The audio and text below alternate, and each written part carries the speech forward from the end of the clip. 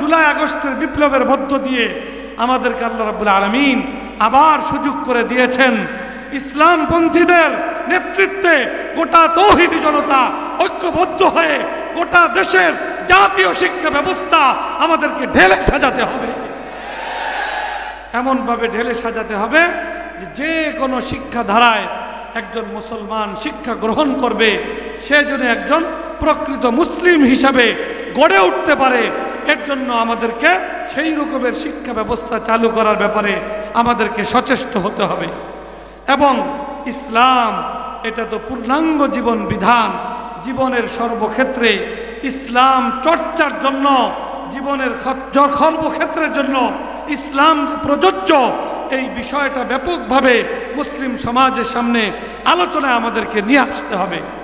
এইভাবে যদি আমরা শিক্ষা এবং সার্বিক বিষয়ে আমরা ইনশাআল্লাহ যথাযথ আলোচনা এবং পদক্ষেপ গ্রহণে আমরা অগ্রণী ভূমিকা পালন করতে পারি, এই 24 জুলাই আগস্টের বিপ্লব পরবর্তী আগামী দিনের বাংলাদেশ হবে ইসলামের বাংলাদেশ ইনশাআল্লাহ।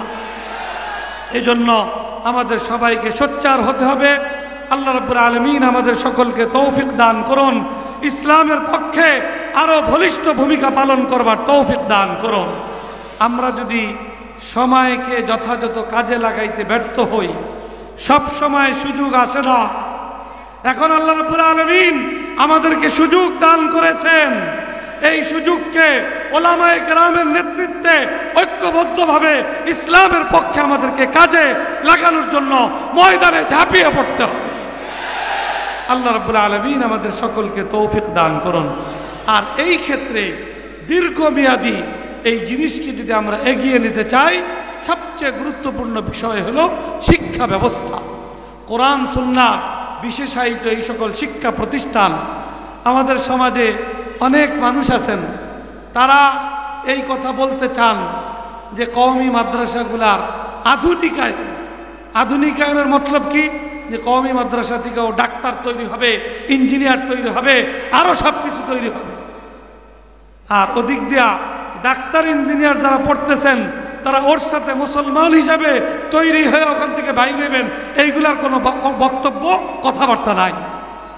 অতএব এখানে মূল বক্তব্য হলো এটা যে কওমি মাদ্রাসা হইল কোরআন সুন্নাহর বিশেষায়িত শিক্ষা প্রতিষ্ঠান। এটা তো সব সময়ের জন্য প্রয়োজন। আর আমাদের অন্য যে সকল শিক্ষা ব্যবস্থা আছে, প্রতিটা শিক্ষা ব্যবস্থায় অসম্পূর্ণতা আছে।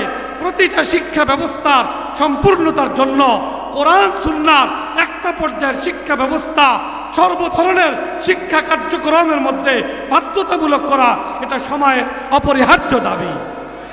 অতএব সেই দিকে আমাদেরকে বিশেষভাবে মনোযোগী হতে হবে। আর এই বিশেষায়িত শিক্ষা প্রতিষ্ঠানগুলোকে আরও মজবুত, আরও ভালোভাবে পরিচালনার জন্য আমাদেরকে এই দিকে দৃষ্টি দিতে হবে।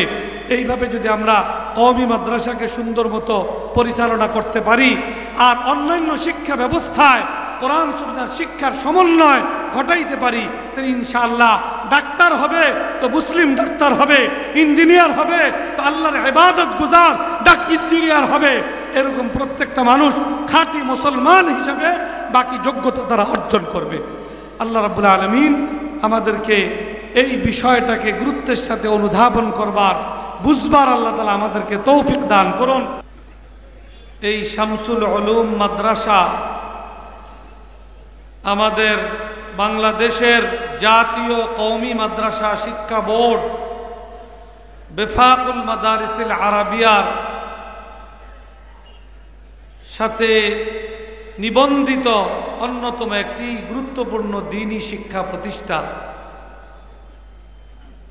দীর্ঘদিন থেকে বেফাকের অধীনে এই প্রতিষ্ঠান পরিচালিত হয়ে আসছে এবং ফরিদপুর সহ গোটা দেশের মধ্যে কোরআন সুন্নাহর শিক্ষা এবং চর্চা এবং এই শিক্ষাকে সারা দেশে ছড়িয়ে দেওয়ার ক্ষেত্রে অনন্য ভূমিকা পালন করে চলেছে। যারা প্রতিষ্ঠা লগ্ন থেকে এই প্রতিষ্ঠা এবং আজকের এই অবস্থানে পৌঁছার পিছনে যারা ভূমিকা রেখেছেন, তাদের মাঝে অনেকেই আজকে আমাদের মাঝে নেই, যাদের মধ্যে অন্যতম হযরত মাওলানা মুফতি আব্দুল গফফার আব্দুল কাদের রহমতুল্লাহ আলাইহি, তিনার অক্লান্ত পরিশ্রম এবং এর সাথে আরও অনেক ওলামা এবং দিনদার ভাইদের পরিশ্রমেই এই শামসুল উলুম মাদ্রাসা আজকের এই অবস্থানে উপনীত।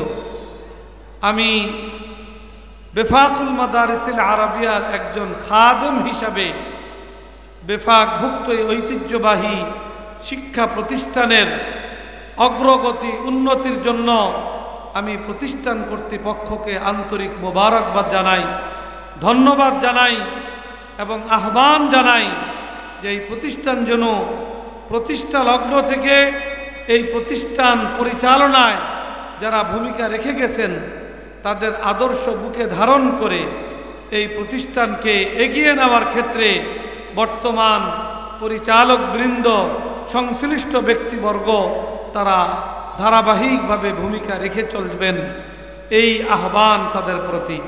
আল্লাহ রাব্বুল আলামিন সকলকে তৌফিক দান করুন। এটা একটা কওমি মাদ্রাসা। কওমি মাদ্রাসা প্রতিষ্ঠার প্রেক্ষাপট এবং কওমি মাদ্রাসা তার প্রতিষ্ঠা লগ্ন থেকে এ পর্যন্ত কি খেদমাত আঞ্জাম দিয়ে যাচ্ছে, এর ফলাফল কি এবং এই কওমি মাদ্রাসার প্রয়োজনীয়তা কি, এই প্রতিষ্ঠানে মূল সিলেবাস এবং শিক্ষার বিষয়বস্তু কি, এই সম্পর্কে আমি কিছু আলোচনা করার ইরাদা করেছি। পাশাপাশি আমাদের দেশে আরও দুইটা শিক্ষা ব্যবস্থা আছে। একটা তো ব্যাপক শিক্ষা ব্যবস্থা, যেই শিক্ষা ব্যবস্থার সাথেই দেশের প্রায় 90% মানুষ সংশ্লিষ্ট। স্কুল, কলেজ, ইউনিভার্সিটির যে শিক্ষা ব্যবস্থা, এর পাশাপাশি আরেকটা শিক্ষা ব্যবস্থা আছে আলিয়া মাদ্রাসা শিক্ষা ব্যবস্থা। একটু কওমি মাদ্রাসার প্রয়োজনীয়তা, কওমি মাদ্রাসার খেদমাত এবং কওমি মাদ্রাসার শিক্ষা সিলেবাস, এই সংক্রান্ত আলোচনার জন্য এই দুইটা ব্যবস্থারও প্রাসঙ্গিক কিছু আলোচনা করা আমি প্রয়োজন বোধ করি। এই জন্য এই তিন শিক্ষা ব্যবস্থা সম্পর্কেই সংক্ষেপে কিছু আলোচনা করব। কওমি মাদ্রাসা প্রতিষ্ঠার প্রেক্ষাপট এবং এর সূচনাকালীন ইতিহাস, কখন থেকে এর সূচনা, আমি যদি একেবারে পিছনে চলে যাই তাইলে বলতে হয় এই কওমি মাদ্রাসার সূচনা হইল প্রথম মক্কার দারে আরকাম থেকে, আর দ্বিতীয়ত মদিনা শরীফের সুফা থেকে। আমরা কম বেশি সবাই জানি যে নবী করিম সাল্লাল্লাহু আলাইহি ওয়াসাল্লাম নবুয়ত প্রাপ্তির পর মক্কা নগরীতে 13 বছর কাটাইছেন। কি বলেন, ঠিক নয়? নবুয়ত প্রাপ্তির আগ পর্যন্ত আল্লাহ রসুল মক্কার প্রতিটা মানুষের কাছে সমাদৃত ছিলেন, বরণীয়, গ্রহণীয় ছিলেন।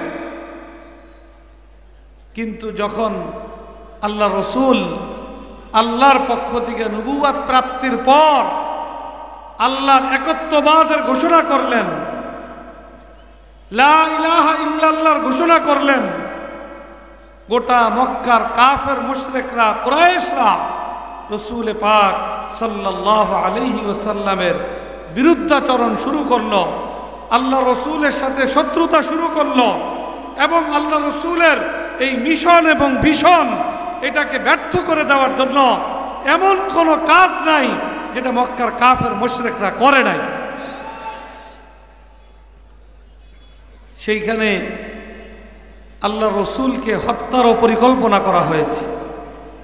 আল্লাহ রসুলের অনুসারী সাহাবায়ে কেরাম, তাদের মধ্যে বিশেষ করে যারা দুর্বল, যারা ভিনদেশী, হযরতে বেলাল রাদিয়াল্লাহু তাআলা আনহু, হযরতে খাব্বাব রাদিয়াল্লাহু তাআলা আনহু, হযরতে আম্মার ইবনে ইয়াসির রাদিয়াল্লাহু তাআলা আনহু, এই সমস্ত দুর্বল ভিনদেশী সাহাবায়ে কেরামের যে হৃদয় বিদারক ঘটনা, জুলুমের যে ঘটনা, কিতাবের পাতায় পাতায় সেটা উল্লেখিত আছে। আল্লাহ রসুল মক্কার কাফের মুশরিকদের নির্যাতনে একটা সময় মক্কা নগরী থেকে দূরবর্তী এলাকা তায়েফে আল্লাহ রসুল চলে গেলেন এই আশা নিয়ে যে তায়েফে গিয়ে আল্লাহর পক্ষ থেকে প্রদত্ত দায়িত্ব, আল্লাহর একত্ববাদের আহ্বান তাদের সামনে তুলে ধরা যায় কিনা, তাদেরকে ইসলামের দিকে, তাদেরকে ইসলামের ছায়াতলে সমবেত করা যায় কিনা, এই এক আশা নিয়ে আল্লাহ রসুল তায়েফের ময়দানে, তায়েফের এলাকায় ছুটে গেলেন। তায়েফে যাওয়ার পরে সেইখানের ঘটনা তো আরো মারাত্মক। কতটা কঠিন অবস্থার মধ্য দিয়ে তায়েফের সেই হৃদয় বিদারক ঘটনা আল্লাহ রসুলের অতিবাহিত হয়েছে। প্রায় 1 মাসের মতো আল্লাহ রসুল তায়েফে কাটাইছেন। সেই তায়েফের ঘটনাটা আল্লাহ রসুলের দিলের মধ্যে কতটা দাগ কাটছিল, এটা পরবর্তী একটা ঘটনার দ্বারা আপনারা বুঝতে পারবেন। উহুদের যুদ্ধ, মদিনা শরীফে হিজরত করার 3য় বছরের মাথায় উহুদের যুদ্ধ সংগঠিত হয়েছে। সেই উহুদের যুদ্ধে প্রায় 70 জন সাহাবী শাহাদাত বরণ করেছেন। আল্লাহ রসুলের চাচা হযরত হামজা রাদিয়াল্লাহু তাআলা আনহু তিনি শহীদ হয়েছেন। তাকে শহীদ করেই ক্ষান্ত হয় নাই, তার বুক ফেড়ে কলিজা বের করে তারা চাবায়া চাবায়া মুসলমানদের সাথে তারা উপহাস করেছে। তো সেই উহুদের যুদ্ধে খালি 70 জন সাহাবী শহীদ হয়েছে এইটুকি না, রসুল পাক সাল্লাল্লাহু আলাইহি ওয়াসাল্লামের উপরেও চতুর্দিক থেকে কাফেররা, মুশরিকরা আক্রমণ চালাইছে। এবং একটা পরিস্থিতিতে আল্লাহ রসুল তার আঘাতে আঘাতে তার মাথার যে লোহার টুপি ছিল সেটা ভেঙে গেছে এবং আল্লাহ রসুলের দান্দার মোবারক শহীদ হয়ে গেছে।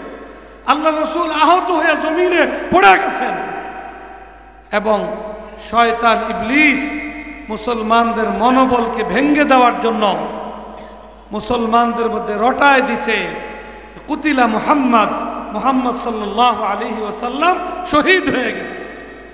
এই রকমের কঠিন পরিস্থিতির মধ্যে কাটছে উহুদের যুদ্ধ। সেই উহুদের যুদ্ধের পরে আম্মা জান হযরত আয়েশা সিদ্দিকা রাদিয়াল্লাহু তাআলা আনহা আল্লাহ রসুলের কাছে জিজ্ঞেস করছিলেন যে ইয়া রাসূলুল্লাহ, উহুদের যুদ্ধে আপনার যে কঠিন পরিস্থিতির মুখোমুখি হইতে হয়েছে, যে হৃদয় বিদারক ঘটনা ঘটেছে, এর চাইতে কোনো স্মরণীয় হৃদয় বিদারক কোনো ঘটনা আপনার জীবনে কি আছে? তো রসুল পাক সাল্লাল্লাহু আলাইহি ওয়াসাল্লাম এই প্রশ্নের উত্তরে বলেছেন যে তায়েফের ঘটনা এই উহুদের যুদ্ধ থেকে আরো বেশি হৃদয় বিদারক ছিল। এই রকম কঠিন পরিস্থিতির মধ্য দিয়া মক্কার 13 বছর আল্লাহ রসুল কাটাইছেন। মক্কা নগরীতে রসুল পাক সাল্লাল্লাহু আলাইহি ওয়াসাল্লাম প্রকাশ্যভাবে ইসলামের শিক্ষা, ইসলামের দাওয়াত এগুলা ব্যাপকভাবে প্রকাশ্যভাবে করবেন, এই সকল কাজ এই পরিস্থিতি ছিল না।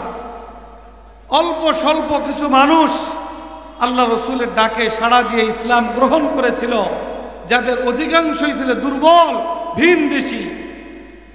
ইসলাম গ্রহণ করার পরে ইসলাম শিক্ষা করা, ইসলাম শিক্ষা দেওয়া, এটা ছিল একটা গুরুত্বপূর্ণ বিষয়। ইসলামের এই দাওয়াতি কার্যক্রম পরিচালনার জন্য একটা মার্কাজ এবং কেন্দ্র, এটা ছিল অপরিহার্য বিষয়। আল্লাহ রাব্বুল আলামিন তো পৃথিবীর সূচনা লগ্ন থেকেই কেন্দ্রীয় মার্কাজ আল্লাহ তাআলা মুসলমানদের জন্য তৈরি করে দিয়েছেন। আল্লাহর কোরআনে আল্লাহ তাআলা ঘোষণা করেছেন, ইন্না আউওয়ালা বাইতিন উযিআ লিন-নাস লাল্লাযী বিবাক্কাতা মুবারাকান ওয়া হুদাল লিল আলামিন। যে পৃথিবীর সর্বপ্রথম ঘর হল সেই ঘর যেটা মক্কায় অবস্থিত, যেই ঘর পৃথিবীতে সকল আল্লাহর পক্ষ থেকে বরকত আসার মূল কেন্দ্র, আল্লাহর পক্ষ থেকে পৃথিবীতে হেদায়েতের ফয়সালা আসার মূল কেন্দ্র হলো সেই ঘর বাইতুল্লাহ। কিন্তু আল্লাহ রসুল সেই বাইতুল্লাহকে কেন্দ্র করে আল্লাহ রসুলের উপরে প্রদত্ত আল্লাহর পক্ষ থেকে দায়িত্ব আঞ্জাম দিবেন, যারা ইসলাম গ্রহণ করবে তাদেরকে ইসলামের শিক্ষা দিবেন, সেই পরিবেশ মক্কা নগরীতে ছিল না। বরং পরিস্থিতি তো এই ছিল যে কখনো আল্লাহ রসুল বাইতুল্লাহর সন্নিকটে আল্লাহর ইবাদতে দাঁড়াইলে পাষণ্ড কাফের মুশরিকরা আল্লাহ রসুলের সাথে এমন দুর্ব্যবহার করতেন, হাদিসে পাকের মধ্যে আসছে যে কখনো কোনো দুরাচার আল্লাহ রসুলের গলার মধ্যে চাদর পেঁচিয়ে তার গলায় ফাঁস লাগানোর অপচেষ্টা করেছে। কখনো আল্লাহ রসুল নামাজের মধ্যে যখন সেজদায় গেছেন তা আল্লাহ রসুলের মাথার উপরে উটের উজুরি আইনা ফেইলা আল্লাহ রসুলকে আল্লাহ রসুলের ইবাদতের মধ্যে বাধাগ্রস্ত করেছে। এই পরিস্থিতির মধ্যে কাটছে।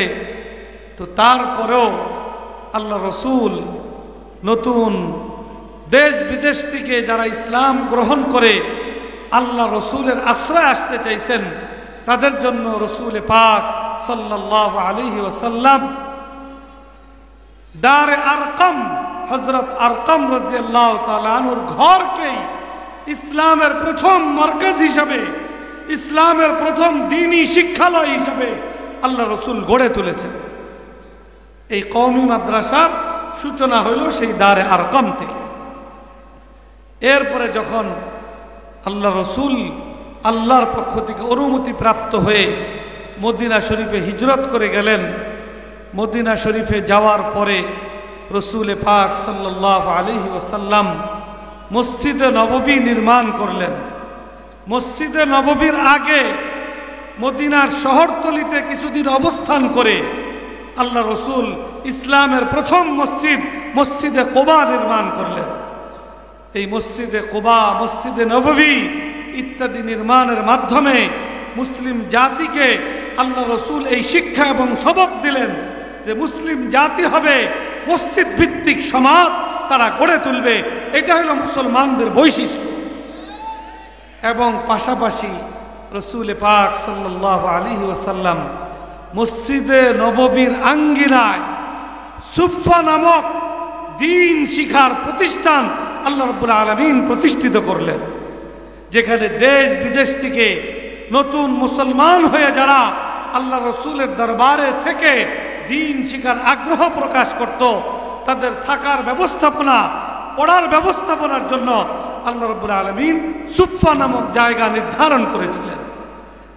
তো কওমি মাদ্রাসার সূচনা হইল, দ্বিতীয় প্রতিষ্ঠান হইল সুফা। এই দারে আরকাম এবং সুফা থেকেই কওমি মাদ্রাসার সূচনা।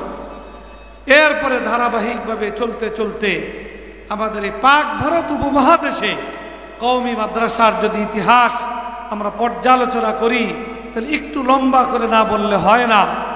এই পাক ভারত উপমহাদেশের একটা অংশ হইল আমরা বাংলাদেশ।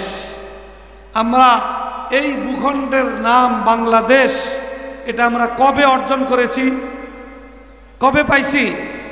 1971 সালে। তার আগে এই ভূখণ্ডের নাম ছিল কি? পূর্ব পাকিস্তান। এই পূর্ব পাকিস্তানের নাম পাইছি আমরা কবে? 1947 সালে। তার আগে এই ভূখণ্ডটা আলাদা কোনো দেশ ছিল না। এটা ভারত, পাকিস্তান, বাংলাদেশ, নেপাল, ভুটান মিলাইয়া গোটা অঞ্চল ছিল এক দেশ, ভারত উপমহাদেশ।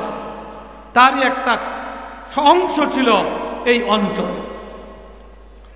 এই ভারত উপমহাদেশ 1947 সন থেকে যদি আমরা পিছনের দিকে যাই, ইতিহাস পর্যালোচনা করি, তো 47 পূর্ব প্রায় 200 বছর এই গোটা ভারতবর্ষে রাজত্ব করেছে ইংরেজরা, ব্রিটিশরা। তারা এই দেশের মানুষ না, তারা 7 সমুদ্র 13 নদী পাড়ি দিয়ে ওই ব্রিটিশ থেকে এখানে আসছিল। তারা ব্যবসার আকৃতি ধারণ করে আসছে, আইসা ছলে বলে কৌশলে। আর আমাদের তখন যারা শাসকবর্গ ছিল তাদের গাফলত আর বিলাসী জীবনের কারণে আস্তে আস্তে পর্যায়ক্রমে গোটা ভারতবর্ষে ইংরেজ এবং ব্রিটিশরা তাদের রাজত্ব প্রতিষ্ঠিত করতে সক্ষম হয়। 200 বছর তারা এই ভারতবর্ষে তাদের রাজত্ব পরিচালনা করে। তারা যখন এই ব্রিটিশরা এই ভারতবর্ষকে দখল করে নেয়, এখানে তাদের রাজত্ব প্রতিষ্ঠিত করে।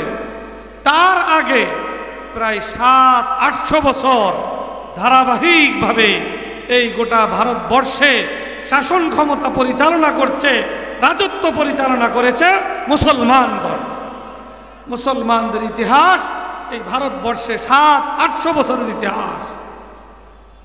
তো মুসলমানদের এই 700-800 বছরের দেশ পরিচালনার মধ্য দিয়া এই গোটা ভারতবর্ষ ছিল তৎকালীন বিশ্বে একটা অন্যতম দেশ, সভ্য দেশ, শিক্ষিত দেশ এবং অর্থনৈতিকভাবে অত্যন্ত সমৃদ্ধ দেশ ছিল এই ভারতবর্ষ। ইসলামের দুশমনদের এটা কোনোভাবেই সহ্য হচ্ছিল না। এই জন্যই তারা পরিকল্পিতভাবে ব্যবসার আকৃতি নিয়ে, ব্যবসার আকৃতিতে ভারতবর্ষে আসছে। আইসা ধীরে ধীরে এই ভারতবর্ষকে তারা দখল করে নেয়। তো যেহেতু পূর্বে মুসলমানদের রাজত্ব ছিল, তো মুসলমানদের রাজত্ব চলাকালীন সময়ে গোটা ভারতবর্ষের শিক্ষা ব্যবস্থা ছিল, জাতীয় শিক্ষা ব্যবস্থা ছিল ইসলাম ধর্মভিত্তিক তথা কোরআন সুন্নাহ ভিত্তিক শিক্ষা ব্যবস্থাই ছিল এই ভারতবর্ষের জাতীয় শিক্ষা ব্যবস্থা। এবং এই ধরনের শিক্ষা প্রতিষ্ঠান এত ব্যাপক ছিল যে এক বাংলা অঞ্চলে, বাংলা অঞ্চল বলতে বোঝায় হলো যেই অঞ্চলের মানুষের মাতৃভাষা হলো বাংলা ভাষা। তার মধ্যে এক নম্বর আমাদের বাংলাদেশ। বাংলাদেশের পুরা দেশের মানুষের মাতৃভাষা হলো কি? বাংলা। এর পাশে ভারতের পশ্চিমবঙ্গ, ওই অঞ্চলের মানুষেরও ভাষা হলো বাংলা ভাষা। এই দিকে আমাদের সিলেটের ওপারে আসাম ইত্যাদি বেশ এলাকা ধরা ওই এলাকার মানুষেরও মাতৃভাষা হলো বাংলা ভাষা। এই গোটা অঞ্চলকে বলা হয়তো বাংলা অঞ্চল। ব্রিটিশ আমলে যখন মুসলমানদের রাজত্ব ছিল গোটা ভারতবর্ষে, ব্রিটিশ আমল বলতেছি, ব্রিটিশ আমলের আগে যখন এই গোটা ভারতবর্ষ মুসলমানদের শাসনাধীন ছিল, তখন এই এক বাংলা অঞ্চলেই ছিল এই ধরনের ইসলাম ধর্মভিত্তিক কোরআন সুন্নাহ ভিত্তিক ৮০,০০০ শিক্ষা প্রতিষ্ঠান এই অঞ্চলে। তাহলে গোটা ভারতবর্ষের মধ্যে কি পরিমাণ শিক্ষা প্রতিষ্ঠান ছিল সেটা এর দ্বারাই অনুমান করা যায়। আলহামদুলিল্লাহ, এই সকল শিক্ষা প্রতিষ্ঠানের বদৌলতে গোটা ভারতবর্ষের আনাচে কানাচে, গ্রামে গঞ্জে হাফেজ আলেমের কোনো অভাব ছিল না। কিন্তু ব্রিটিশরা যখন এই ভারতবর্ষে তাদের রাজত্ব প্রতিষ্ঠিত করল, তাদের কর্তৃত্ব প্রতিষ্ঠিত করল, তারা এই ভারতবর্ষে তাদের রাজত্বকে দীর্ঘমেয়াদী করার জন্য, তাদের শাসনকে যেন কেউ চ্যালেঞ্জ না করতে পারে, সেই পরিবেশ পরিস্থিতি এই ভারতবর্ষে সৃষ্টি করার জন্য তারা মৌলিকভাবে 3টা পদক্ষেপ গ্রহণ করল। এক নম্বর হইল ভারতবর্ষে যে চলমান শিক্ষা ব্যবস্থা ছিল কোরআন সুন্নাহ তথা ইসলাম ধর্মভিত্তিক শিক্ষা ব্যবস্থা, এই শিক্ষা ব্যবস্থাকে তারা সমূলে ধ্বংস করে দেবে। কারণ এই শিক্ষায় যারা শিক্ষা গ্রহণ করবে, যে সকল মুসলমানরা তাদের মধ্যে ঈমানি জজবা থাকবে, তাদের মধ্যে জিহাদি জজবা থাকবে, তারা কখনো এই সকল বিজাতিদের কর্তৃত্বকে তারা কোনোভাবেই মেনে নিবে না। এই জন্য তারা এক নম্বরে এই শিক্ষা ব্যবস্থাকে ধ্বংস করার পরিকল্পনা নিয়ে আগাইল। 2 নম্বর হইল মুসলমানদের নেতৃত্ব দানকারী, কোরআন সুন্নাহর ইলমের ধারক বাহক ওলামায়ে কেরামকে তারা মূল টার্গেটে পরিণত করল। তারা বিভিন্ন অজুহাতে শত শত নয়, হাজার হাজার ওলামায়ে কেরামকে ফাঁসির কাস্টে ঝুলিয়ে তারা শহীদ করতে লাগলো। অপরদিকে এই ভারতবর্ষে বিভিন্ন ধর্মাবলম্বী মানুষ ছিল, তারা তাদের মূল প্রতিপক্ষ চিহ্নিত করলো মুসলমানদেরকে, যেন মুসলমান এই দেশে ইসলাম নিয়ে টিকে থাকতে না পারে, এই দেশে যদি ইসলামের নাম নিশানা টিকে থাকতে না পারে। এই রকমের পরিকল্পনা নিয়েই ব্রিটিশরা, ইংরেজরা তাদের কার্যক্রম, তাদের লক্ষ্য, তাদের পরিকল্পনা, তাদের ষড়যন্ত্র তারা এগিয়ে দিতে লাগলো।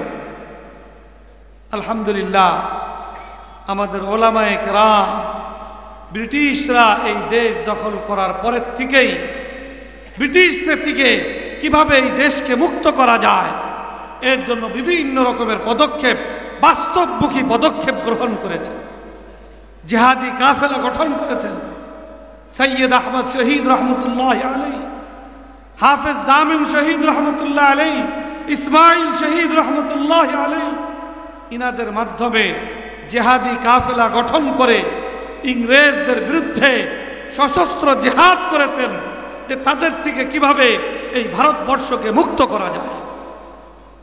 আমাদের শাহ ওলিউল্লাহ মুহাদ্দিসে দেহলভী রহমতুল্লাহ আলাইহির জানিসিন শাহ আব্দুল আজিজ মুহাদ্দিসে দেহলভী রহমতুল্লাহ আলাইহি, তিনি এই ভারতবর্ষ সম্পর্কে দারুল হরব তথা কাফেরদের দ্বারা পরিচালিত দেশ হিসাবে, শত্রু কবলিত দেশ হিসাবে এই ভারতবর্ষকে তিনি দারুল হরবের ফতোয়া দিলেন এবং এই কাফেরদের, ইংরেজদের বিরুদ্ধে জিহাদে ঝাঁপিয়ে পড়ার তিনি ফতোয়া তিনি ঘোষণা করলেন।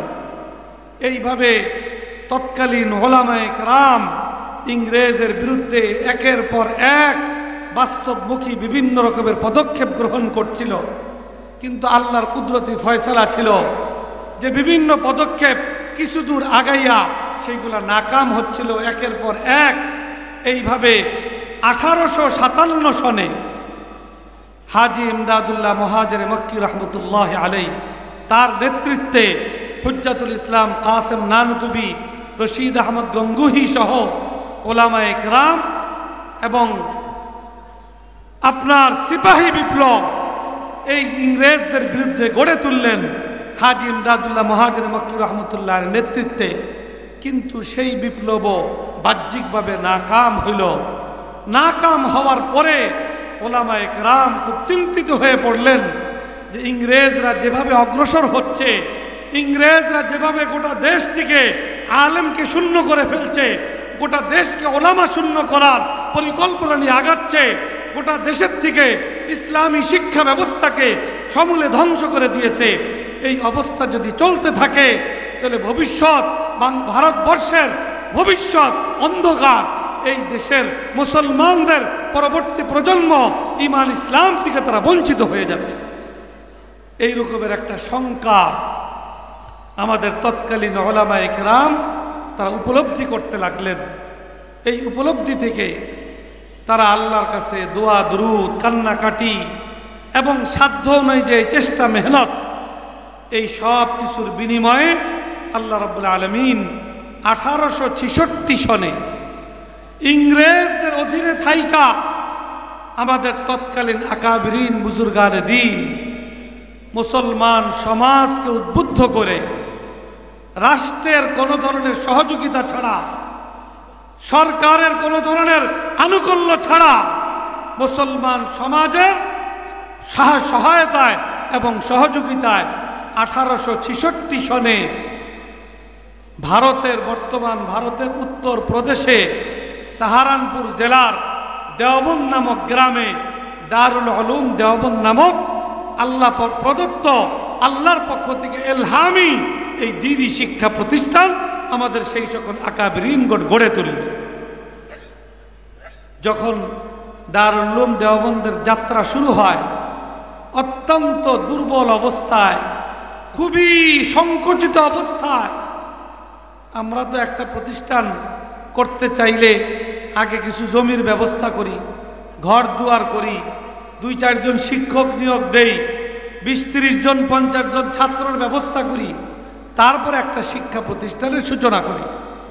আমাদের আকাবিরিনগণ এমন প্রতিকূলতার মধ্য দিয়ে দারুল উলুম দেওবন্দের সূচনা করেছিলেন যে সেখানে জমিন তো দূরের কথা, ঘর দুয়ার তো দূরের কথা, একটা গাছের নিচে একজন ওস্তাদ আর একজন ছাত্র নিয়ে দারুল উলুম দেওবন্দের সূচনা করেছিলেন।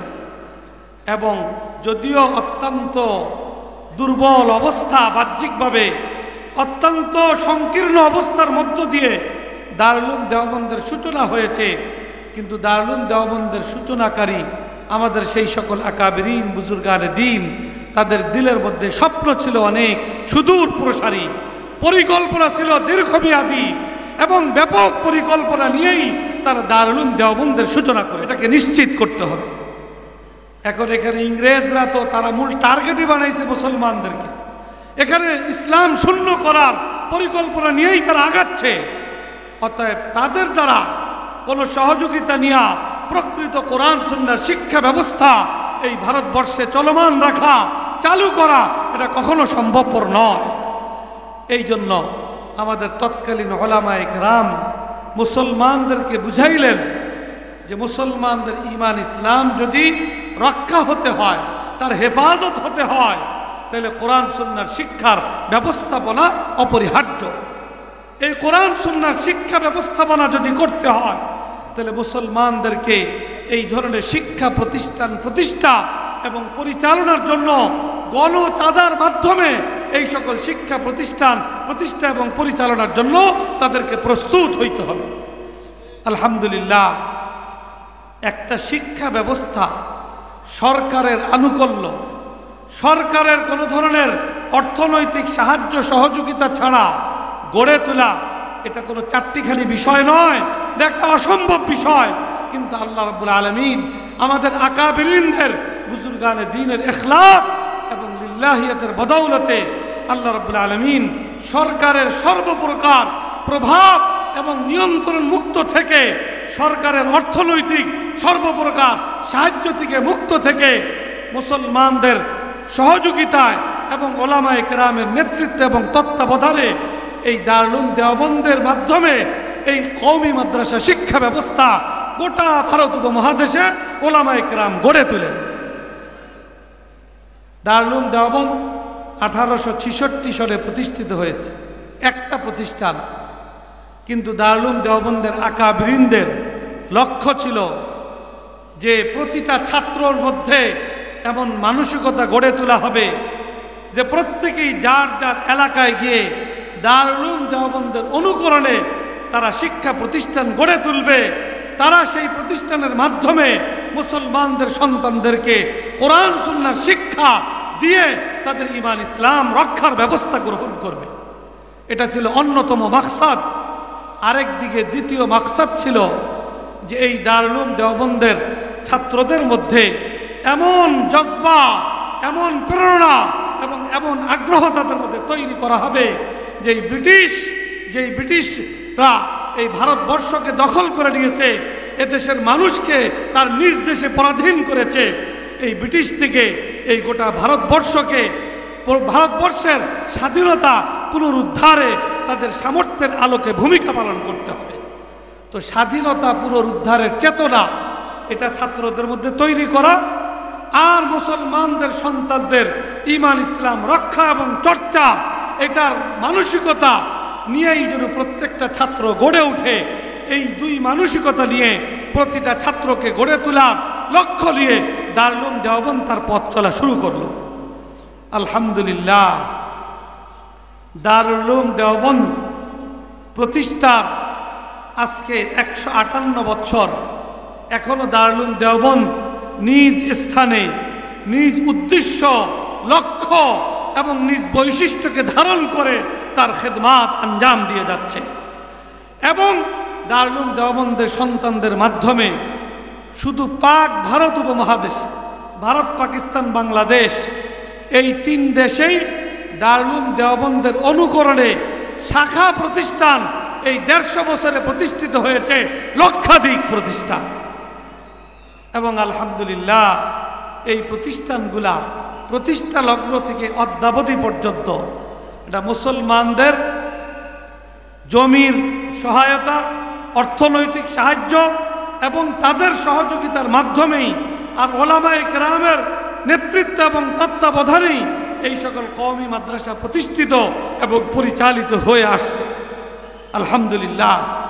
এবং আমরা এই পাক ভারত উপমহাদেশে দ্বীনি সহি ধারার যত খেদমাত আমরা লক্ষ্য করছি, এই সকল খেদমাত আঞ্জাম দেওয়ার ক্ষেত্রে মূল দায়িত্ব পালনকারী উলামায়ে কেরাম হইল এই দেওবন্দি ধারার এই সকল মাদ্রাসা থেকে যারা তৈরি হচ্ছেন, তারাই হলো এই সকল সহি ধারার দ্বীনি খেদমাতের নেতৃত্ব দিয়ে যাচ্ছেন। এটা হইল আমাদের এই কওমি মাদ্রাসার ধারা। এর পাশাপাশি আমাদের বাংলাদেশে ব্যাপক যে শিক্ষা ব্যবস্থা, স্কুল কলেজ ইউনিভার্সিটির শিক্ষা ব্যবস্থা, এই শিক্ষা ধারার সূচনা কিভাবে?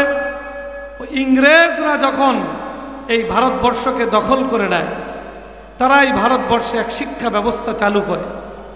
যেই শিক্ষা ব্যবস্থা ছিল সেকুলার শিক্ষা ব্যবস্থা, ধর্মহীন শিক্ষা ব্যবস্থা। কারণ তারা তো চাচ্ছিল এই ভারতবর্ষ থেকে ইসলামকে বিদায় দেওয়ার জন্য। এই জন্য তারা শিক্ষা ব্যবস্থা চালু করছে সেকুলার তথা ধর্মহীন শিক্ষা ব্যবস্থা। এবং সেই শিক্ষা ব্যবস্থা যে ইংরেজরা চালু করেছে, তারাই তাদের চালুকৃত সেই শিক্ষা ব্যবস্থা সম্পর্কে মন্তব্য করেছে যে আমরা ভারতবর্ষে এমন এক শিক্ষা ব্যবস্থা চালু করলাম, যেই শিক্ষায় যারা শিক্ষা গ্রহণ করবে তারা চেহারা সুরত আকার আকৃতিতে ভারতীয় হলেও তারা চিন্তা চেতনা এবং মন মস্তিষ্ক হবে ইংরেজ এবং ব্রিটিশ। এই শিক্ষা ব্যবস্থা চালু করছে। এবং অত্যন্ত দুঃখজনক বাস্তবতা হইল আমরা দুইবার স্বাধীনতা অর্জন করেছি। আবার নতুন করে গত 5ই আগস্ট আমরা তৃতীয়বার স্বাধীনতা অর্জন করেছি। কিন্তু 2 স্বাধীনতা পরবর্তী আমরা দেখছি যে 90% মুসলমানের বাংলাদেশেও ওই ব্রিটিশ কর্তৃক প্রবর্তিত সেকুলার তথা ধর্মহীন যে শিক্ষা ব্যবস্থা তারা গোটা ভারতবর্ষে চালু করেছিল, দুইবার স্বাধীনতা পরবর্তীতেও আমাদের এই বাংলাদেশে এখন পর্যন্ত স্কুল কলেজ ইউনিভার্সিটির যে শিক্ষা ব্যবস্থা সেটা ওই ধর্মহীন সেকুলার শিক্ষা ব্যবস্থাই আমাদের জাতীয় শিক্ষা ব্যবস্থা হিসেবে স্বীকৃতি পেয়ে চলেছে। ওই শিক্ষা ব্যবস্থায় শিক্ষা গ্রহণের মাধ্যমে একজন মানুষ প্রকৃত মুসলিম হিসাবে গড়ে উঠবে, এটার কোনো ব্যবস্থা রাখা হয় নাই। কখনো কখনো কোনো ভালো রাষ্ট্রনায়ক, রাষ্ট্রপ্রধান, কোনো শিক্ষামন্ত্রী তাদের আগ্রহের ভিত্তিতে কিছু ইসলামী বিষয়াদি তার সাথে সংযুক্ত হয়েছে। আবার যখন বিপরীত কেউ আসছে ওটাকে মাইনাস কইরা আরো বড় ধরনের পরিবর্তন তার মধ্যে আনছে। আমরা দেখছি, শুনছি বিগত 2023 এবং 24 সনে আমাদের শিক্ষা সিলেবাসে যে ব্যাপক আমূল পরিবর্তন, গোটা শিক্ষা সিলেবাসকে শুধু ধর্মহীন নয়, এটা নাস্তিক্যবাদী এবং হিন্দুত্ববাদী শিক্ষা সিলেবাসে পরিণত করেছে। এটা আমাদের জন্য অত্যন্ত লজ্জাস্কর বিষয় যে যেই দেশের রাষ্ট্রপ্রধান, প্রেসিডেন্ট, প্রধানমন্ত্রী, মন্ত্রী পরিষদ, এমপি, চেয়ারম্যান যা কিছু আছে সব 95 থেকে 98% মুসলমান, যেই দেশের জনগণ 90% মুসলমান, সেই দেশের 90% মুসলমানের ধর্মীয় চাহিদা অনুযায়ী তার ধর্ম শিক্ষা জাতীয় শিক্ষা ব্যবস্থার মধ্য দিয়া সেই শিক্ষা চাহিদা, ধর্মীয় শিক্ষার চাহিদা পূরণ হবে, এটাই ছিল স্বাভাবিক। সেইখানে আমরা দেখছি আজকে দুইবার স্বাধীনতা অর্জনের পরেও আমাদের শিক্ষা ব্যবস্থার মধ্যে মুসলমানদের ঈমান ইসলাম শিক্ষার কোনো ব্যবস্থা রাখা হচ্ছে না। এটা হলো আরেকটা শিক্ষা ব্যবস্থার অবস্থা। তৃতীয় আরেকটা শিক্ষা ব্যবস্থা আমাদের দেশে চলমান আছে, আলিয়া মাদ্রাসা শিক্ষা ব্যবস্থা। আলিয়া মাদ্রাসা এক সময় এটার সিলেবাস অনেকটা কওমি মাদ্রাসার কাছাকাছি ছিল, কিন্তু আলিয়া মাদ্রাসা এটা সম্পূর্ণ সরকারের নিয়ন্ত্রণাধীন, তাদের হাতেই বন্দী। এই জন্য পর্যায়ক্রমে তার মধ্যে সংস্কার আর পরিবর্তন হইতে হইতে এখন পরিস্থিতি এবং পরিবেশ এই হয়েছে যে আলিয়া মাদ্রাসার শুধু মাদ্রাসা নাম আছে, বাস্তবে স্কুল কলেজ আর আলিয়া মাদ্রাসার মধ্যে কোনো পার্থক্য নাই। ওখানে দেখলে কেউ বুঝবে না যে এটা কোনো মাদ্রাসা। এবং আলিয়া মাদ্রাসার সাথে এখনো অনেক ভালো মানুষ আছেন যারা পূর্ব থেকে এর সাথে সংশ্লিষ্ট ছিলেন।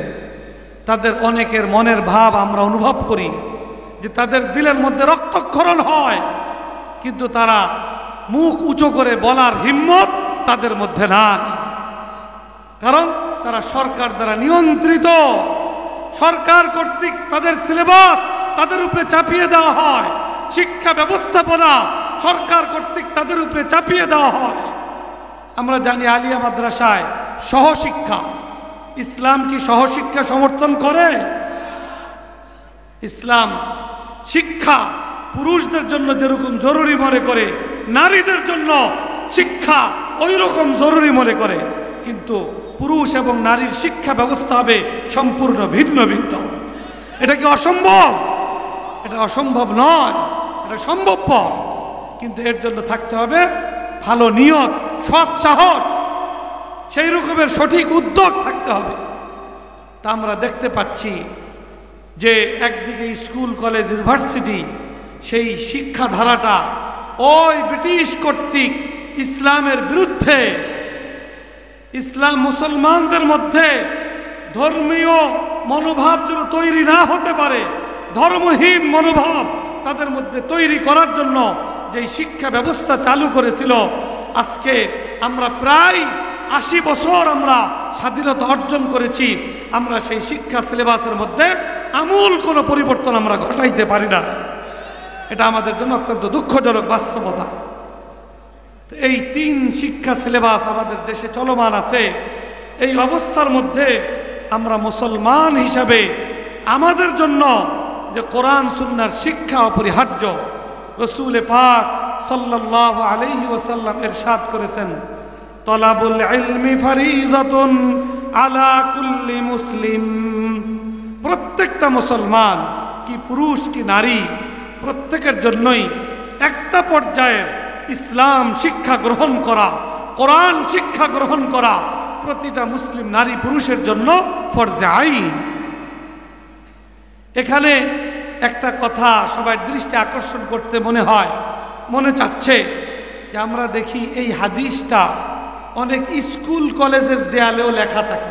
কি বলেন, থাকে না? তলাবুল ইলমি ফারিজাতুন আলা কুল্লি মুসলিম। তারা এটা আবার বাংলা অনুবাদ করে জ্ঞান অর্জন করা প্রত্যেকটা মুসলমানের উপরে ফরজ।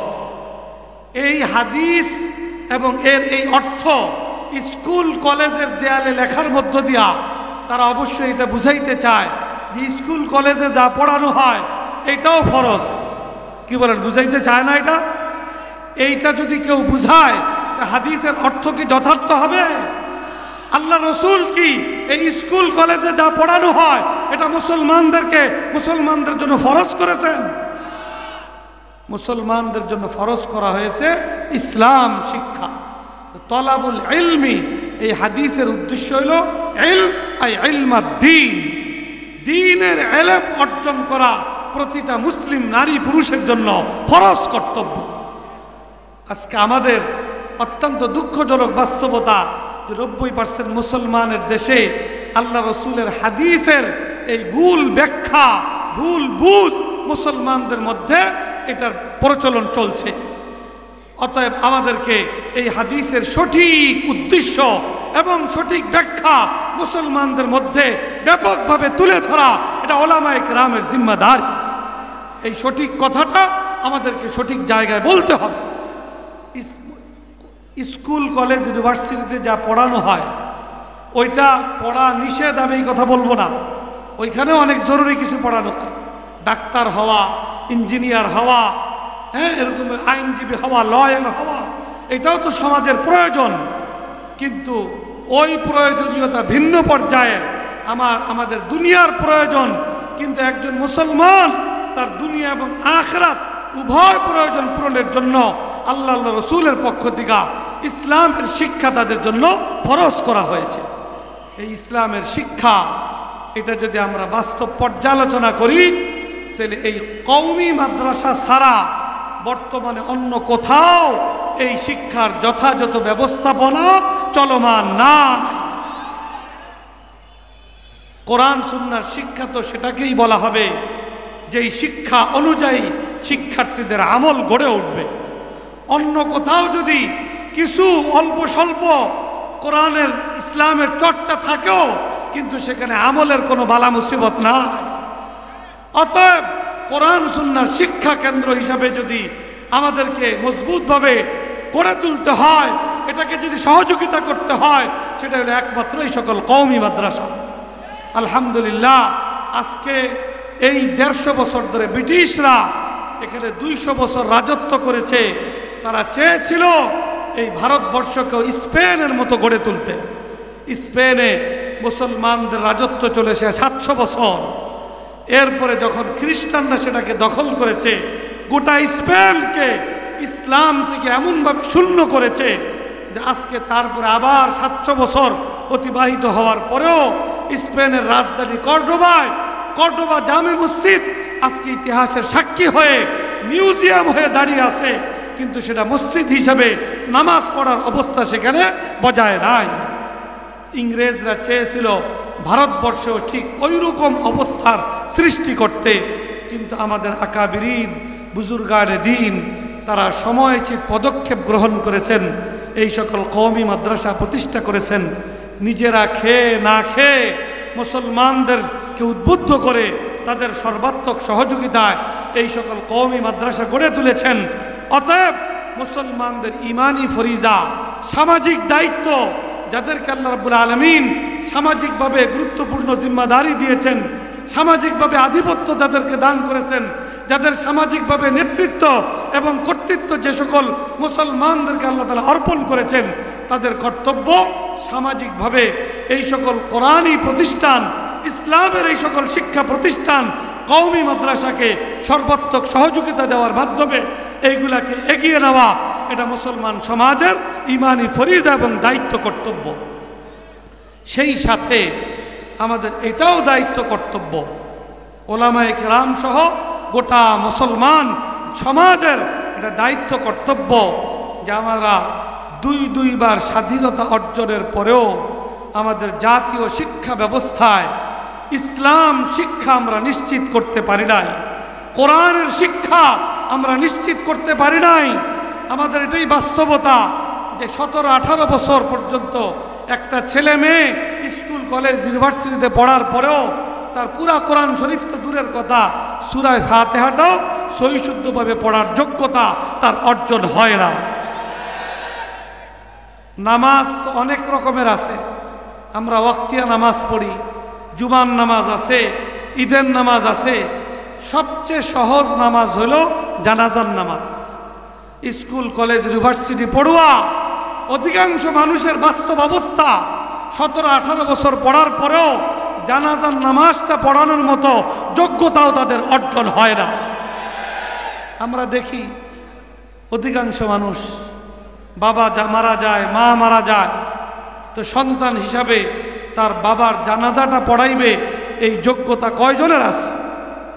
আলহামদুলিল্লাহ, আমাদের এই সকল কওমি মাদ্রাসায় একটা ছোট্ট বাচ্চা, 7-8 বছরের বাচ্চা 2 বছর যদি এই মাদ্রাসায় পড়ে, তো 2 বছরে এই সব নামাজ, 5 ওয়াক্ত নামাজ, ঈদের নামাজ, জুমার নামাজ, জানাজার নামাজ, প্রত্যেকটা নামাজ শুধু নিজে পড়ার নয়, পড়ানোর মতো যোগ্যতাও তাদের অর্জিত হয়। আমরা এই সকল মাদ্রাসার এই সকল মাহফিলের মধ্যে প্রদর্শনীর মাধ্যমে ছোট বাচ্চাদেরকে আপনাদের সামনে পেশ করা হয়। এই যে একটা শিক্ষা মুসলমানদের জন্য যে অপরিহার্য, এইটার দাবি শুধু ওলামায়ে কেরাম করলে চলবে না, গোটা তৌহিদি জনতার ইমানি ফরিজা। আমাদের আবার সুযোগ আছে, 24 আগস্ট, জুলাই আগস্টের বিপ্লবের মধ্য দিয়ে আমাদেরকে আল্লাহ রাব্বুল আলামিন আবার সুযোগ করে দিয়েছেন। ইসলামপন্থীদের নেতৃত্বে গোটা তৌহিদি জনতা ঐক্যবদ্ধ হয়ে গোটা দেশের জাতীয় শিক্ষা ব্যবস্থা আমাদেরকে ঢেলে সাজাতে হবে।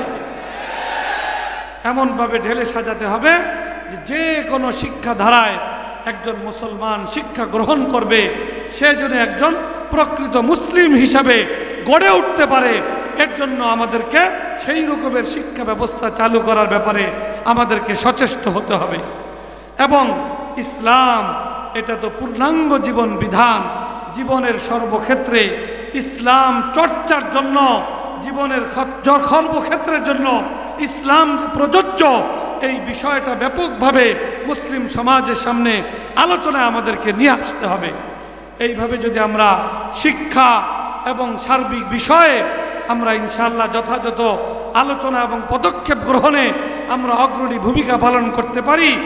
এই 24 জুলাই আগস্টের বিপ্লব পরবর্তী আগামী দিনের বাংলাদেশ হবে ইসলামের বাংলাদেশ ইনশাআল্লাহ। এই জন্য আমাদের সবাইকে সোচ্চার হতে হবে।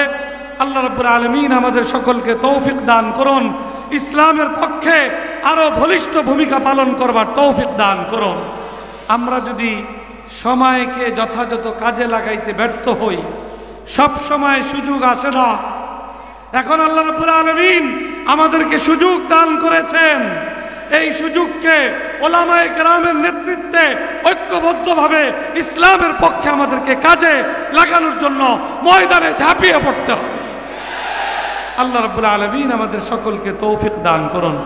আর এই ক্ষেত্রে দীর্ঘমেয়াদী এই জিনিসকে যদি আমরা এগিয়ে নিতে চাই, সবচেয়ে গুরুত্বপূর্ণ বিষয় হলো শিক্ষা ব্যবস্থা। কোরআন সুন্নাহ বিশেষায়িত এই সকল শিক্ষা প্রতিষ্ঠান।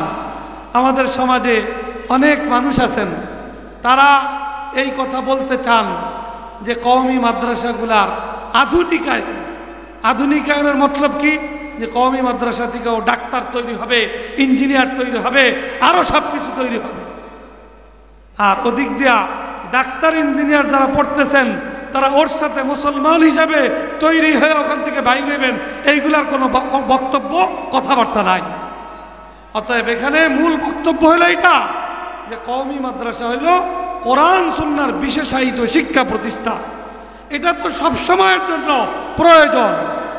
আর আমাদের অন্য যে সকল শিক্ষা ব্যবস্থা আছে, প্রতিটা শিক্ষা ব্যবস্থায় অসম্পূর্ণতা আছে। প্রতিটা শিক্ষা ব্যবস্থার সম্পূর্ণতার জন্য কোরআন সুন্নাহর একটা পর্যায়ের শিক্ষা ব্যবস্থা সর্ব ধরনের শিক্ষা কার্যক্রমের মধ্যে বাধ্যতামূলক করা, এটা সময়ের অপরিহার্য দাবি। অতএব সেই দিকে আমাদেরকে বিশেষভাবে মনোযোগী হতে হবে। আর এই বিশেষায়িত শিক্ষা প্রতিষ্ঠানগুলোকে আরও মজবুত, আরও ভালোভাবে পরিচালনার জন্য আমাদেরকে এই দিকে দৃষ্টি দিতে হবে। এইভাবে যদি আমরা কওমি মাদ্রাসাকে সুন্দর মতো পরিচালনা করতে পারি আর অন্যান্য শিক্ষা ব্যবস্থায় কোরআন সুন্নাহর শিক্ষার সমন্বয় ঘটাইতে পারি, তাহলে ইনশাআল্লাহ ডাক্তার হবে তো মুসলিম ডাক্তার হবে, ইঞ্জিনিয়ার হবে তো আল্লাহর ইবাদত গুজার ইঞ্জিনিয়ার হবে। এরকম প্রত্যেকটা মানুষ খাঁটি মুসলমান হিসেবে বাকি যোগ্যতা তারা অর্জন করবে। আল্লাহ রাব্বুল আলামিন আমাদেরকে এই বিষয়টাকে গুরুত্বের সাথে অনুধাবন করবার, বুঝবার আল্লাহ তাআলা আমাদেরকে তৌফিক দান করুন।